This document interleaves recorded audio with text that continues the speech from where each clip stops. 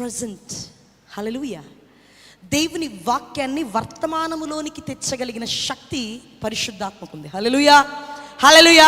అందుకే నేను అంటున్నాడు, వారు ఆ యొక్క మాటని, ఏ మాటనైతే, ఏ వాగ్దానాలను అయితే నేను ఇచ్చానో వాళ్ళు అది విని వాళ్ళ మనసుని కఠినపరుచుకున్నారంట. మనసుని కఠినపరచుకోవడం అంటే ఏంటో తెలుసా? అవిశ్వాసాన్ని కలిగి ఉండటం.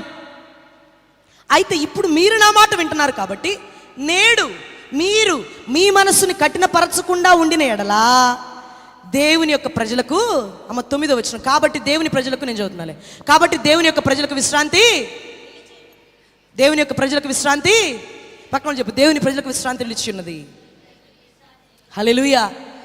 దేవుని ప్రజలకు మాత్రమే విశ్రాంతి నిలిచి ఉంటుందమ్మా. అందుకే అంటున్నాడు, అన్యజనుల్లాగా నువ్వు వెళ్ళొద్దు, దేవుని ప్రజవు అని నువ్వు తెలియాలి. నువ్వు ఎక్కడున్నా నీ సాక్ష్యము యేసు క్రీస్తు వ్యక్తులు వీళ్ళని వాళ్ళు చెప్పాలా.